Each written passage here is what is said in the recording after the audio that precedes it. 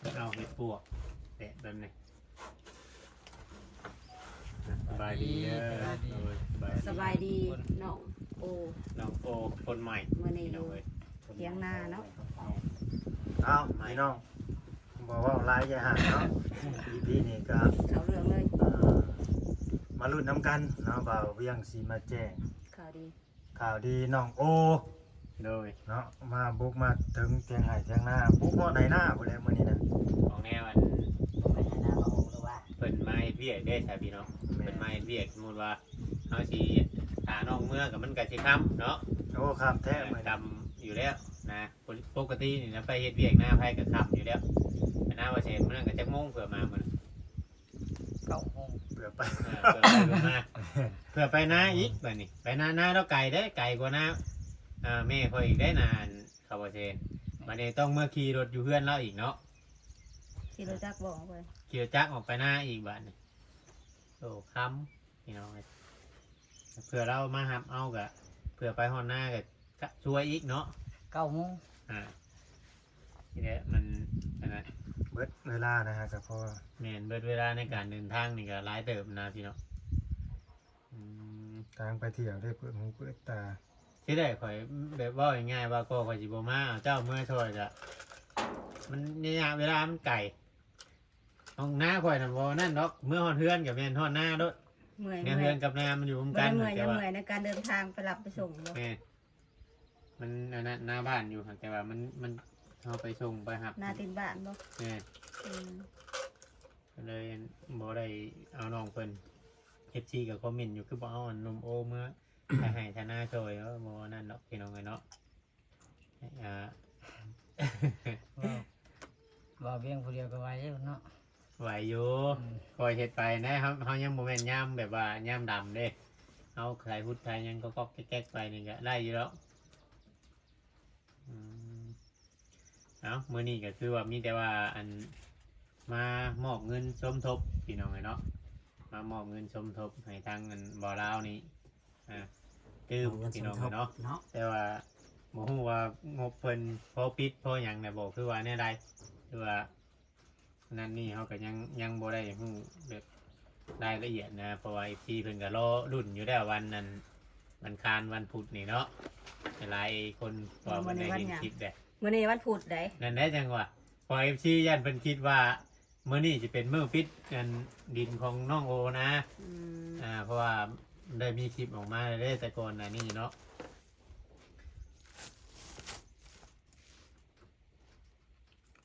ใจจริงก็อยากให้เป็นไปได้ได้เนาะน้องโอเนาะ เลย ใจจริงก็อยากให้เป็นไปได้ให้ปิดนั่นแหละพี่น้องเนาะ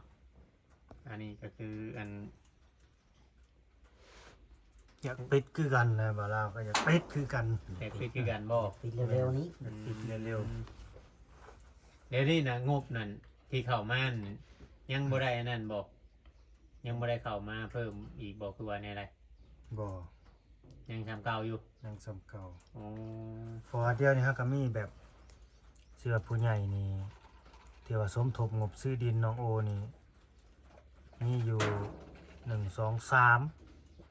คน 3 ทัน 3ท่านผู้ใหญ่ใจดี4เนาะเพราะว่าผู้ละสุดนี่เป็นว่า2เอ้ยน้อง เดี๋ยวว่า2 คนรวมกัน แม่นแม่ใหญ่ใจดี2เอ้ยน้องเพิ่นอันนี้ อืม ผู้ละสุด คนแรกน่ะผู้เดียว โดย คนที่2กับผู้เดียว คนแรกก็สิกับครอบครัวเพิ่นนั่นแหละเอื้อยน่ะบ่ประสงค์ออกนามนะ อืม อยู่ต่างประเทศ แต่เป็นบ่ออกชื่อออกเสียงเนาะ บ่ออกทำด้วยใจทำด้วยความเต็มใจและก็จริงใจขอเพียงแต่ว่าน้องโอ เป็นคนดีและพ่อบอกกลับไปเป็นเหมือนเดิม นี่ก็ FC แล้วก็แม่ฮักก็ยังกำชับมาคือกันว่า อย่าเป็นคือบ่าวสิงห์เด้อว่าซั่นยกตัวอย่างบ่าวสิงห์ อืม จักเป็นในใดบ่าวสิงห์คู่มื้อนี่ก็ดี คือบ่มีไผไปหาเลยเนาะ บ่นี้ไปก็หาเอาได้บ่ได้ โคยจนลืมเลย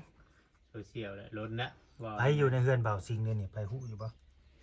จังหวะทุกค เป็น น ได้ บ่ อัน เข้าไป อันนำว่านักแต่หึงเลยเนาะ แม่น ก็หูอยู่เป็น เขาหลอกไว้บ่หรือว่าจังใดเฮือน ฮะ เพื่อนเบา โอ้ย สิง มีคนไปอยู่ผู้แห้ง บ่เซนเอาคนไปอยู่เด้ตัวนั้ เพิ่ น น เนาะ บ่ได้กระตกข่าวเลย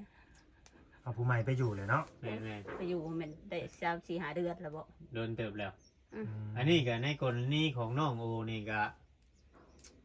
มันยังบ่ถึงขั้นบ่สิงพี่น้องเอ้ยเนาะ แม่ แต่ น ก่อนหน้านี้คือเฮาฮู้ๆกันแล้วคือทางบ่สิงบ่เวียงก็ได้อันไปสัมภาษณ์หรือว่าไปสัมผัสอันพ่อแล้วพี่น้องเนาะก็ไปถามแล้วพี่น้องเอ้ยเนาะก็เพิ่นเคยเอาไปบำบัดนู่นนั่นนี่แล้วออกมาก็เป็นคือเก่าหัวนะมันก็ต่างกันพี่น้องเอ้ยเนาะ มี คือทางอันน้องโอนี่ อันน่ะก็สิซ้ำกับสาวใบสิน่ากลัวจังหน่อยบ่เบาสิง จังว่า ข่อยว่าสิแบบว่านั่นผู้ใดเพราะว่า เออคือทางน้องโอนี่เรายังหูจักหาเฮ็ดเวียกเฮ็ดงานตอนที่อยู่โตคนเดียวเราก็ อืม ไปหารับจ้างรับหยังหากินพอได้เงินชื่อใช้ปากใช้ท้องเนาะน้องโอเนาะถามว่าเคยอดข้าวบ่ว่าบ่ได้เคยอดจะเคือหนนะก็เฮาสิว่า ยังบ่ถึงขนาดนั้นเนาะ แม่นแต่บ่ได้เคยแบบร้อนจนห้องคือบ่จริงบ่เคยเนาะ บ่เคย ยันว่าเคยโดนห้องว่าจริงแล้วห้องก็สิว่า เห็นผีบ่ แม่บ่ฮู้ว่าเราเห็นหยังคือกันเราไปเอาอันกระดูกผีกระดูกหยังมาน้ำเฮือนน้ำหยังอะนะตอนนั้นน่ะ อืม ในแบบบางคนก็ มันก็สินำมาแหละ อื บ่ ม กันสิเว้ากัน บางเทื่อก็ภาพเห็นจินตนาการหลายนะคือทางนอก น้ำประสาทของคนเป็นน้ำประสาทบ่ดีก็เป็นไปเบิด อืมเจ้าก็เริ่มนั่นได้ละว่าเดี๋ยวนี้ตั้งแต่พัวพันกับยูทูบเบอร์หลายๆคนเพิ่นแนะนำให้คำดีๆนู่นนั่นนี่ถอยแล้วเนาะคัดแม่ได้ โดย ยาชงยาสูบก็โดนพอดนะบ่ โทรใช้มือหากับเบิด สองเลย ยากเลย ชองจำมือหากระเบิดชองหนึงเริ่มลดพอน้ำได้มันพ่อกับแม่เจ้าก็ญาติกันสูบยาได้จังเมาน่ะ อืม เออ บ่ว่าได้ว่าอันนั้นกันย้อนยาสูบ เมื่อวานนี่แม่มูลได้เปิดเผยความจริงให้ข่อยฟัง แม่นบ่ ว่าผัวบ่อยากให้เมียสูบยา พอหมดเอ้ยแม่หมดกับพ่อจอย ปัดผัวสิสูบคนเดียวผัวบอกแล้วก็ให้กันปิดเตียงกันเอาไปซื้อเหล้ามากินหนดเลยบาด เอาให้ประสดกัน แม่น ประสด เลย กัน เพราะว่าใจจริงกะคือเฮาเคยห้ามมาแต่จอยแบบว่าง่ายๆแต่เฮาก็เคยห้ามแบบว่าบ่อยากให้สูบทั้งผัวทั้งเมียแต่ว่าทำแบบนั้นได้กะ FC เพิ่นก็พร้อมให้โอกาสแต่ว่าเขาเจ้าบ่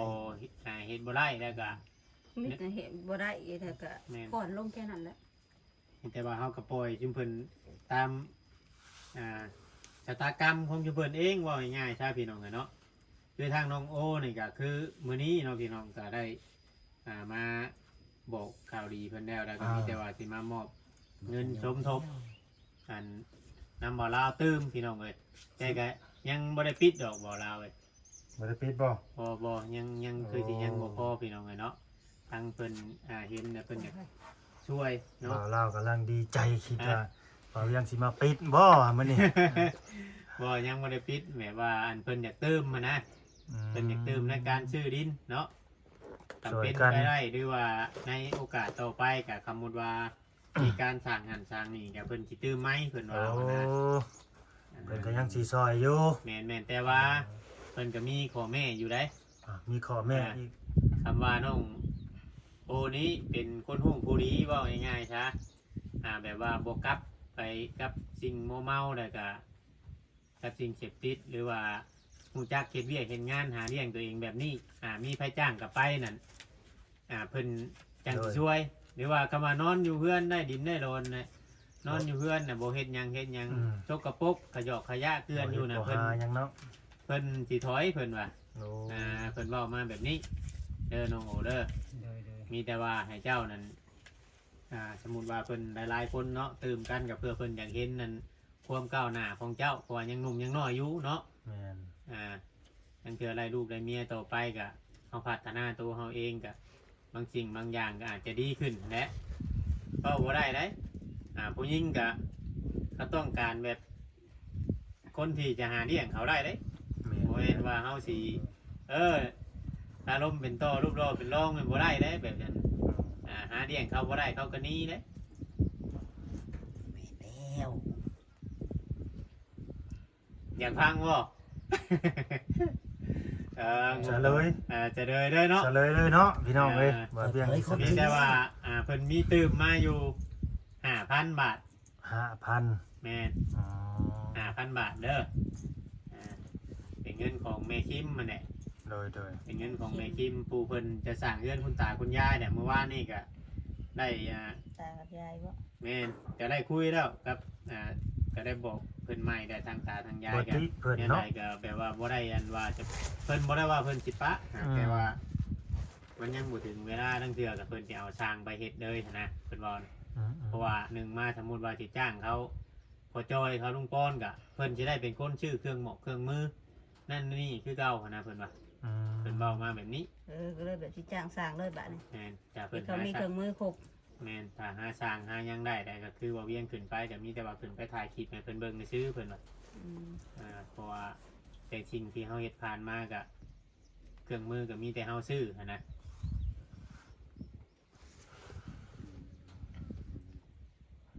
ดีใจบ่ เลย มาเพิ่มอยู่5,000 บาทพี่น้องเลยเนาะดีใจ ใกล้เลยเด้ ยับหม้อจอจันเข้ามา ยั แล้ว บเข้า เนาะ มาอีกแล้ว ยับเข้ามาอีกแล้ว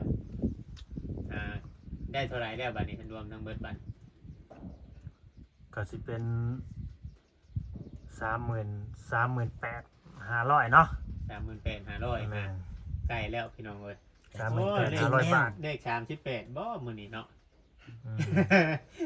เมื่อคืนนี่มันออก31เลยเลขยัง31 ไอ้กุ้งได้เมื่อคืนนี่ อืม เลยตลอด แม่ไอ้กุ้งคนละงอดได้เมื่อคืนนี่นะใกล้แล้วพี่น้องเอ้ยเนาะมีแต่ว่าหวังว่าผู้รักผู้ใหญ่เนี่ยพี่น้องเอ้ยจะมาชมตบตื้มน้องเห็นไหมเดี๋ยว ทะเบียนรถออกทะเบียนรถมันคือบ่ฝันจังได๋เนาะ คือบ่ซื้อ กันแล้วคือบ่เห็นเขา บ่ได้เคยถือเคยบ่เคยซื้ออยู่บ่ บ่ได้ซื้อ บ่ได้ซื้อเลขเนี่ยมันเสียถือเนาะ อืม เป็นไปบ่ได้ได้ตัวนี้ก็ได้ ต้องซื้อตลอดเด้ ต้องฝันมาบอกแล้วจะสิซื้อ เอามีแต่ว่าสิมอบเงินให้บ่ลาวได้ไปนั่งอยู่พุ่นได้บ่ลาว นางผู้บอก แม่น ไปหับโซกหับฉับน้ำกันบัดนี่ ไปหาชับแล้ว หับโซกน้ำกันเอ้ย บ้าน ได้จับเงินอีกแล้วบัดนี้พี่น้องเลย โอ้ยฉันข่อยสิท่าบ่จ้อยมานำของแนมาน้ำปลาข่อยก็ย่านคือ ย่านบ่ เงินเพิ่นเบียร์รถโย อ่า บ่ได้เอา เลยเนาะ โอ้ย ไปหา คือเงินหมู่นี่มันนั่นย่านไหนสมมุติว่าเฮาไปน้ำปลาน้ำโดน บ่ นี่ ได้อุ่นเลยเนาะ แม่น ย่านแน่นั่นแหละบางที นี่ บัด พี่น้องเนาะ1 2 เกิดข้าวซวยได้ใช่ มาเป็นทบเด้อพี่น้อง FC เงิน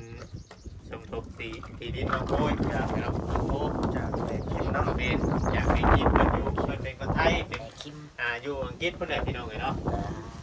เป็นคนไทย เมืองนอกเลย อยู่ทางอังกฤษ แม่คิม 5,000 บาทน้องโอ้ จับน้องโอ จับ ลง อย่าเทียบน้ำอีก ถ้าสูง จับ กว่า น้ำแน่เห็นว่ากันดิ ซู เนาะ มกกล้อง จับอันพอเรนนั่นบ่ มี เอ แต่ อ ว่า ฮะ หมอบ เอาแค่ดูฮะ นกมือเอานกมือเอากัน พอยังไปซื้อขาแกงไปแกงมาตาย้อน เดี๋ยวยังจับเข้ามานั่งที่ใต้ได้ป่ะ เรียบร้อยเนาะ แม่นมีแต่ให้บ่เราเก็บไว้พี่น้องเนาะ ขอบ เติ คุ ม ณ กันเข้ามา ขอบคุณแม่กินยายกินเนาะ โดย ที่ว่าสมท จา บ กไม่ เข้ามา กินยายกินแบบนะ เพิ่นได้ฟังสองอย่างแหละที่เพิ่นส จัง ม หน่อย ท แล้ว บ ว่าคือเอิญยายค่ะ เงินซื้อ ยังบ่ได้ ที่ ถา ดิ ม นน้องโอเนาะตอนนี้ก็ทั้งเบิดทั้งมวลก็38,500 บาทพี่น้องเอ้ย โดย จากราคาเต็มนี่55,000เนาะยังขาดอยู่เท่าใดบาทนี่น้องโอ พัน 500ขาดเท่าใดบาทนี่ขาดอยู่10,000 หมื่นพันห้า ฮะ 11,500 ขาดอยู่11,500บ่แม่นติขาดอยู่เท่าใดเนาะ เบิ้งอะไรบ้าง เนาะ 55,000ตอนนี้มีอยู่385 บอก38,000 อืม หัวบ่ไป3บาทนี่ ยังอยู่ทรง หัวบ่ไปมันแบบ 385ร้อยเนาะ ลบ แม่น มาบวกอีกลบตัวบวช หนึ่ง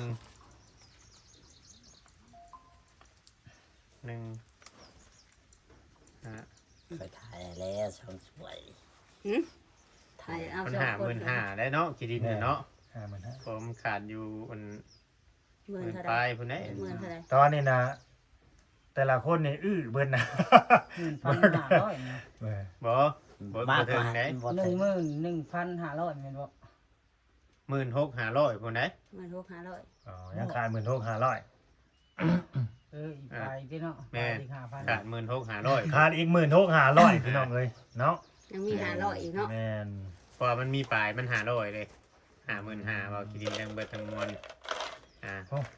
เป็นครั้งแรกได้นี่ที่ได้มารับสุกนำน้องโออยู่ไห้อยู่หน้าพี่น้องเอ้ยเนาะ มาเลย ก็ดีใจนำหั่นแหละเนาะน้องเพิ่นได้เพิ่นมีเฮาก็ดีใจนำพี่น้องเอ้ยเนาะเพราะว่าก็อยากให้มันสำเร็จภารกิจนี้อะนะไปทีละขั้นตอนเนาะ แม่น เบิดเวลาบ่าวลาวเลยเด้อบ้านที่สิเข้าไปอยู่ จุดเดิมเลย อ่ะมาได้ไหม อยู่ล้างท้องคือ เดี๋ เก่า ยวว่าเบิด พี่น้อ สิ ง เบิดบ่ไทยนาซะดอก ๆ ทำไม ก็คือว่านั่นแหละน้องพี่น้องเนาะก็ดีใจน้องคนอยู่ก็ยังไม่ได้หล่นไปได้เนาะบาราเนาะ แม่น ก็มีเข้ามาเรื่อยๆได้พี่น้องมีเข้ามาเรื่อยๆแล้วก็คือว่าเนี่ยพี่น้องเอ้ยถามว่าที่ดินเพียงพอหรือว่าถามว่ามีผู้รักผู้ใหญ่หรือว่า FC เนาะเพียงเนาะอยากจะเปลี่ยนแปลงคนคนหนึ่งให้มาเป็นคนดีก็ง่ายๆถ้าพี่น้องจากสิ่งที่เคยหลงผิดเนาะเราก็ยอมรับตัวเราเองอยู่ แม่น พี่น้องเอ้ย น้อมรับ น้องโอนี่เรายอมรับตัวเราเองอยู่บาง FC ว่าโอ้ยเป็นหยังต้องเลือกช่วยคนแบบนี้อย่างฉันอย่างที่เคยดีไลท์ที่ผ่านมาอันนี้ก็ทุกคนมันต้องมีทางออกของตัวเองพี่น้องเนาะบางเทื่อบางทีก็ขนาดคนที่เคยชั่วที่สุดแต่ก็กลับเข้ามาเป็นคนดีอีกก็ได้นะพี่น้องผู้รักผู้ใหญ่เพิ่นให้โอกาสเฮาก็บ่ควรที่จะปล่อยโอกาสให้มันดุดพ้นไปเนาะน้องโอมีแต่ว่าเฮาปรับตัวเป็นคนดีสิ่งใดมันดีแต่เฮาฮู้ว่ามันดีแต่เฮาเฮ็ดถ้าว่าเฮาฮู้ว่ามันดีแต่เฮาบ่เฮ็ดน่ะมันยากตัวนั้นน่ะแต่ว่าแนวไหนมันถึกมันควรเนาะเห็นทีมงานหรือว่ายูทูบเบอร์เนาะพี่น้องเนาะเข้ามาทายก็มีหยังก็ให้บอกเพิ่นตรงๆเด้อบ่แม่นว่าได้บัดอันเพิ่นทายไปโดนๆไปแล้วบัดยังเมื่อยก็เว้าว่าเมื่อยร่นน่ะ มันตัดก็มันตัดเนาะ มันกงกันข้ามกับสิ่งที่ผ่านมาได้มันอยากคล้ายๆว่าตอนที่เฮายังบ่มี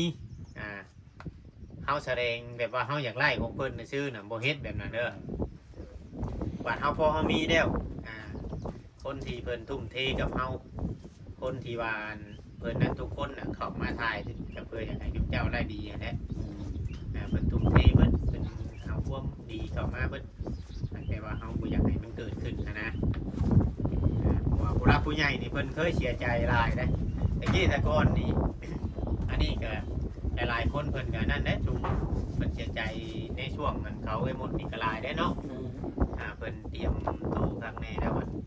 บางคนคอยไปถ่ายเมื่อวานนี่ก็ยังโดนดราม่าอยู่แต่ว่า สัญญาฉันยังมั่นมองกับเพิ่นแล้วกลับมาเฮ็ดอีกนะแบบในการกินเหล้ากินอย่างอันนี้คือการคือเจ้าคือการแบบว่าเจ้าสัญญากับผู้รักผู้ใหญ่ สัญญาอะไรได้น้องโอนี่สัญญาอะไรได้ เพิ่นเบิ่งเพิ่นแยงเพิ่นบ่แม่นพ่อแม่นแม่เฮาแท้ๆเนาะเพิ่นเบิ่งเพิ่นแยงเฮาแบบนี้เฮาบ่มีชงเชื้อใช้เฮาบ่มีเงินใช้เป็นหันเป็นนี่เพิ่นก็ยังยื่นมือเข้ามาช่วยนะอยากให้เฮาคิดเบิ่งตัวนี้แหละเด้อน้องโมเด้อเฮาคิดว่าพ่อแม่เฮาเพิ่นยังบ่ได้บอกสอนเฮาคือชุมอ้ายนี่คือกันบอกสอนหยังบอกสอนเพื่ออยากให้เฮาเป็นคนฮู้ผู้ดีเนาะ แม่น แม่นแล้ว บอกแต่สิ่งดีๆอะไร แม่น กันเนี่ย เพราะว่าบ่มีเงินก็ชุมเฮาก็พยายามหาผู้รักผู้ใหญ่เข้ามาซัพพอร์ตเจ้าแล้วก็หลายคนถ้าบ่มียูทูบเบอร์นี่บ่มีไผเห็นเจ้าแล้วบ่มีคนรู้จักเจ้าอีกก็ง่ายๆก็อันนี้คือว่า จักสิเป็นอะไรแล้ว เด้อ น้องโอก็ได้ แม่น สิโอ สมมุติว่า อยู่นั่นแหละ เจ้าสิอยู่แต่เฮือนน้องของเอื้อนางนี่ก็บ่มีไผสนกับเจ้าก็ยูทูบเบอร์บ่สนก็ผู้รักผู้ใหญ่เพิ่นก็บ่ฮู้ว่าเจ้าเดือดร้อนหยังแน่เนาะ แม่น แมนยูเป็นอ้ายของน้องเต้ก็คือที่ผ่านมาเนี่ยก็ตะกี้เขาเจ้าก็บ่ได้คอยทายเจ้าบัดเจ้าก็เคยไปฮอดไถนาให้บ่เตียงตะกี้นั่นแหละเพราะว่ามัน ทางบ่แม่นจุดเด่นบ่เป็นตัวเด่นเด้ แม่น เป็นแค่ตัวสำรอง จำลองนะใช่บ่ได้ถ่ายไปสิไปจำลองนะ บ่ เด้ ได้ถ่ายเลยซั่นบ่ โอ้ยบ่ได้ถ่ายโอ้ยบ่ได้ถ่าย ก็แบบผ่านไปทายเด็กๆน้อยๆแต่ว่าแบบบ่ได้นั่นเนาะ เป็นเด็กผ่านหน้ากล้องซื่อ ก็มีแต่ว่าให้ตั้งมุกตั้งใจไม่เด้อบัดนี้เด้อขอบคุณทางผู้รักผู้ใหญ่เพิ่นเบิดทุกผู้ทุกคนน่ะก็ทางแม่คิมเพิ่นอีกเทื่อนึงอยู่อ่ะให้เจ้าขอบคุณเพิ่น ๆจำชื่อเพิ่นไว้เด้อ แม่น แม่คิมหรือแม่คิม แม่คิม แม่คิม แม่นคิมเบอรี่ แม่คิม ขอบคุณเด้อแม่คิม แล้วก็ผู้ใหญ่ใจดีเบิดทุกคน จะดีวัดจะคุยจะรถนี่แหละถึงว่าเวียง เป็นสะพานบุญเนาะ เป็นสะพานบุญให้ มาให้น้องก็ขอบใจแม่คิมแต่ว่า แม่คิม ให้อยู่ดีมีแห้งการมาให้ลูกมาทำใดก็คืนรอยสับวันเท่า คืนก็ไปหาแม่คิม เงินอื่นมันตื่นได้เงินเซนสุขภาพแข็ง บ่เอาแนวนี้นอนรับให้ได้เงินหมื่นนอนตื่นให้ได้เงินล้าน ให้มัน แซมมันหน่อยโพด นับแต่เซนก็เลยจะว่าเงินล้าน เออ เอาไว้อะไรว่าเลย คัด เอ แหละ อดีใจเนาะ มีพลังเต็มที่เลยบัดนี้เนาะเอาลงไปท้ายหน้าต่อได้มีพลังเต็มที่ โดยพก็ลังเต็มร้อยเลย ดีมุกดีใจเฮาก็ดีมุกดีใจน้ำน้องเพิ่นอยู่พี่น้อง แม่ เนาะ น แม่น นี่แต่ แล้ว ว่าให้น้องเพิ่นมันก็เริ่มเด่นอ่อนได้เริ่มบดได้ ขอบคุณหลายๆเด้อยายคิมเนาะแม่คิมเนาะที่ว่าได้สมทบตามที่เพิ่นเว้านั่นแหละเนาะเพิ่นก็มาคอมเมนต์อยู่ในช่องบ่าวลาวก็มาคอมเมนต์อยู่ว่าเดี๋ยวแม่ก็จะช่วยสมทบเพิ่นก็สมทบอีหลีแต่นี่ก็ยอมรับได้บ่ว่าที่เราสมทบมาสำเร็จก็เพราะว่าเราก็มีภาระเดี๋ยวแล้วก็ซอยไปหลายทางนั่นแห แม่ ละ นแม่น เนาะก็เข้าใจกัน5,000นี่ก็โหหลายเด้อพี่น้องหลายได้อ5,000นี่ก็ดี เพราะว่าการเฮ็ดบุญนี่นั่นคือมันเพิ่นเฮ็ดนี่นั่นคือมันเพิ่นบ่ได้เฮ็ดแต่กับชุมเฮาสายบุญมันก็หลายเด้ แม่น เพิ่นก็ซอยไปหลายทางหันนะพี่น้อง คันไปเบิ่งหลายแฮงหลาย แม่น เนาะอันนั้นคนถูกข์คนยากนะ โดย ก็สิได้จบคลิปเด้อบาดนี้เนาะ โดย บ่มีหยังแล้วก็สิจบคลิปไปเฮ็ดเวียกเฮ็ดงานเด้อพี่น้อง เรียกบัดนี้ เนาะ สบายดี สบายดีเนาะสบายดี สบายดี โอเคเนาะ